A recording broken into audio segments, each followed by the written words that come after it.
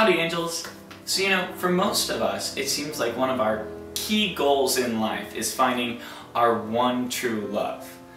But for most of us, it doesn't seem to work out exactly like we planned.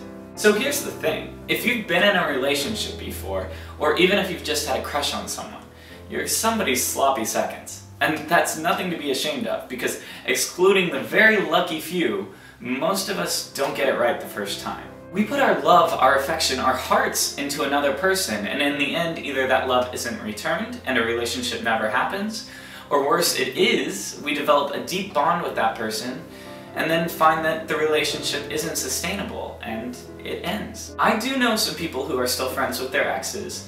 They maintain a civil relationship even as each other move on with their lives. And honestly, bravo, because I don't know how you do it. The majority of us, though, tend to burn the bridge. We take all of our negative emotions and feelings towards our ex and use them as a weapon to sever the ties of that relationship. Even though we spent every day idolizing this person, we grow to hate them because that should make it easier to move on, right?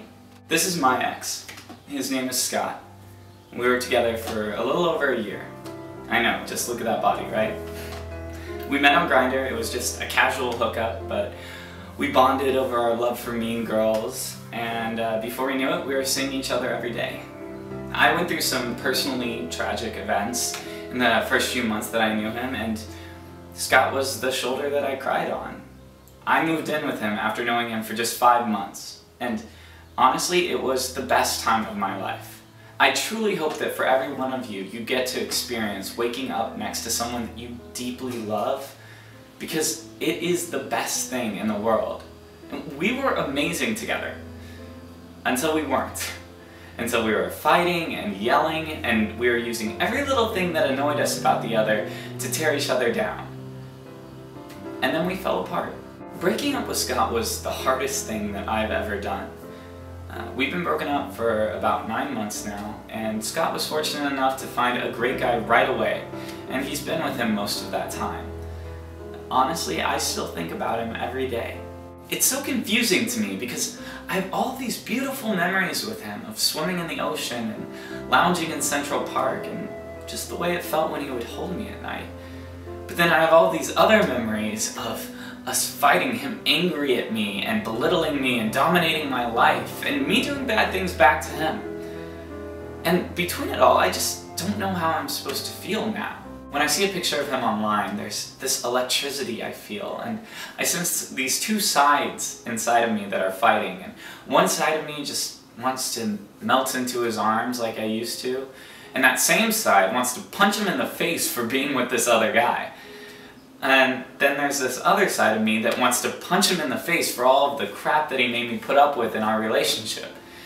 So on a balanced scale, it's more of a punch him in the face side, but I've always felt like it was a little ridiculous when people got out of a relationship and then all of a sudden hated their ex. It's as if their ex was a completely different person than that person they were in love with for all of that time. But I think I kind of get it now. It is so much easier to cut the cord by just hating all of the bad stuff they did to you. If you put all of the blame on them, it's easier to let them go. But I have to ask if you're really learning anything if you do that. Or will you just fall into the same traps in your next relationship? It is probably the hardest thing that I've done. But I think the only thing for me to do is to wish my ex well. To genuinely hope that he finds happiness, even that the guy he's with now is the lasting love of his life, the guy that I couldn't be for him. Looking back now almost 2 years from when I met Scott, I think that the only thing sadder than the year I wasted loving him is the year that I've wasted hating him. Bitterness is a virus, and it spreads to all parts of us if we allow it to grow. But the funny thing is that love is a virus too. And if we nurture it, it'll take root in all parts of our lives. It'll spread to those we know. And it'll allow us to appreciate the things we've had, even when we lose them. So I'm here to say, be happy for your ex, no matter what they did to you. If you loved them, don't forget that. Let them go, but still love them. Be happy for them, because once you're able to do that, you'll be able to start being happy for yourself. So I'm here to say it. Scott, I love you.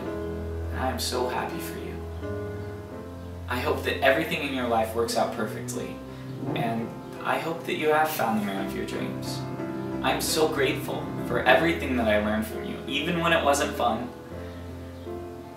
And I can't wait to find the man of my dreams too.